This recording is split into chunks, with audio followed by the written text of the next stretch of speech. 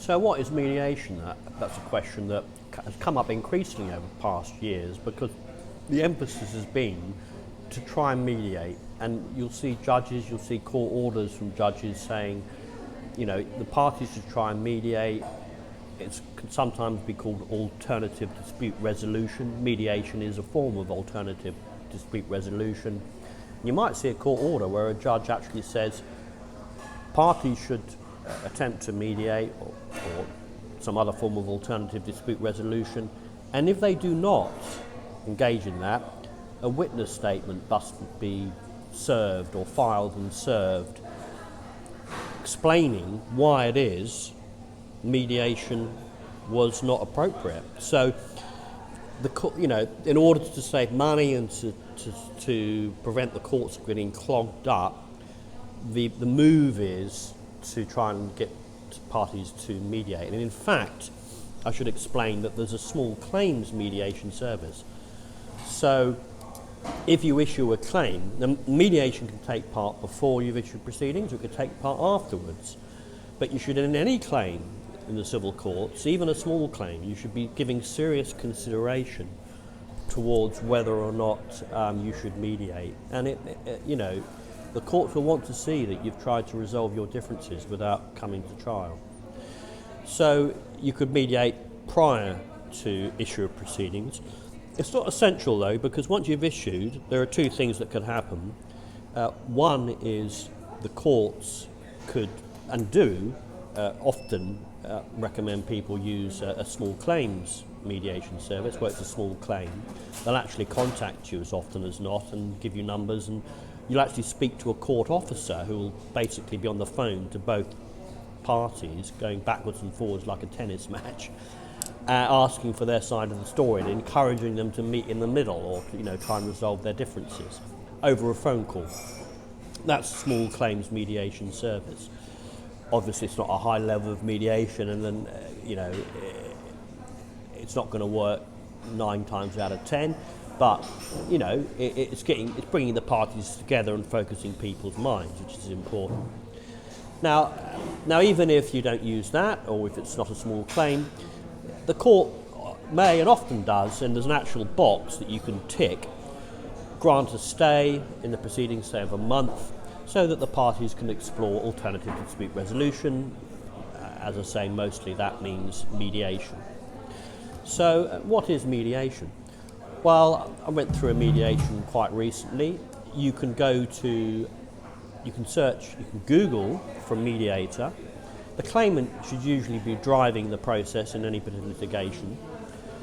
And for example, I've got no particular affiliations to this company, but I'll put it down here. There's an organisation called CEDA, which I used recently, and I was reasonably impressed. It was cost effective.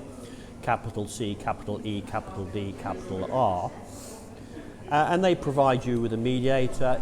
Now, it's not dirt cheap, yeah? I mean, it's going to be 500, 750 quid or something of that order, perhaps more in a bigger case.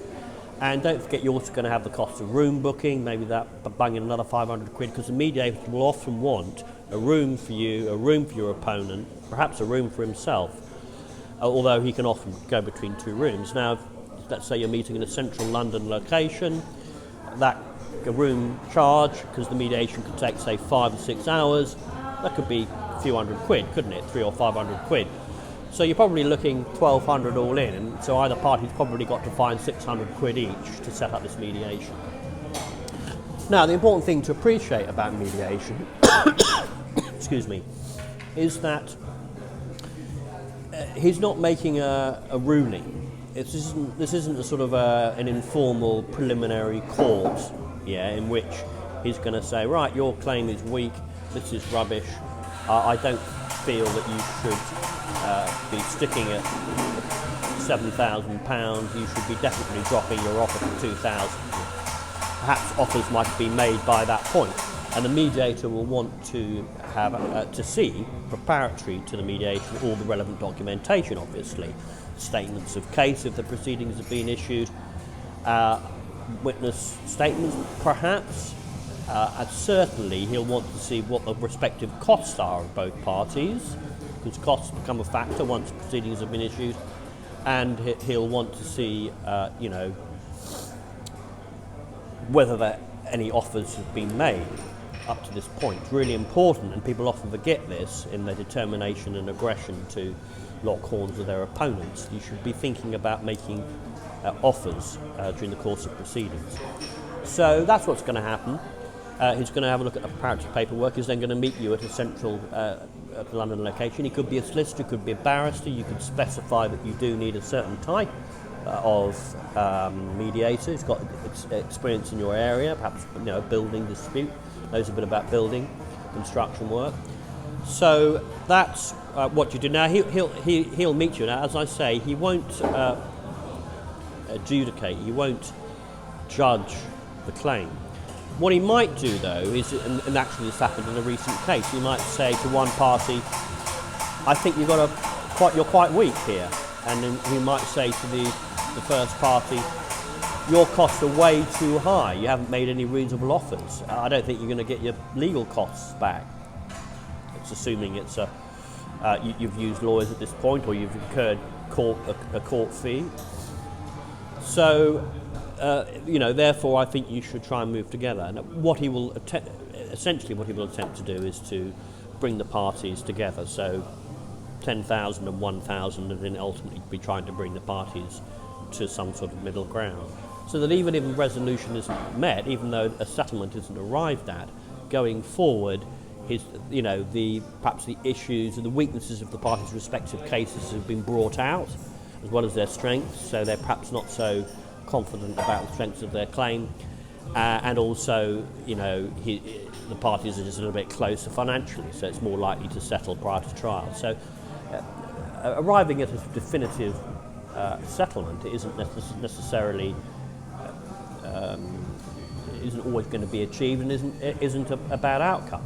As I say, it can help knock heads together, bring parties together. Now, he may, sometimes a mediator, but it'll be up to him, you can leave it in his hands, actually choose to have you both in the same room. I mean, that could be something that, if he doesn't feel it's too acrimonious, that might help to unlock the situation. Okay, so there it is. Finally, just to emphasise, it's mediation in a nutshell, obviously. If I can think of any relevant links, I'll put them in the description box below, or include them subtitles in the video. Essentially, it is really the main message that I want to convey to you is that it's really important to contemplate mediation, which is a form of alternative dispute resolution in any claim, small, fast track or multi-track claim. Pre-issue, although it's not fatal if you don't do that, but certainly post-issue, and you should certainly be looking in a lot of cases to agree a stay with your opponents. If you unreasonably refuse mediation, when it comes to the trial and, it's game over, you may have won, you may have lost, the judge, but you'll be claiming you'll be wanting your legal costs back from your opponent if you've won, and if you've lost, you'll be trying to say, these legal costs are too high, and I'm not prepared to pay so much legal costs. The fact that you've been reasonable and have attempted to mediate, that's when it becomes that decision that you may have made 6 months, previously, will become relevant, and the judge will look carefully at what the parties have, what avenues of alternative redress the parties have pursued, and whether or not they've sensibly and reasonably engaged in some sort of mediation. And you may get a big hit on your costs, let's say you've won, if you haven't attempted some sort of alternative dispute resolution on the way to trial.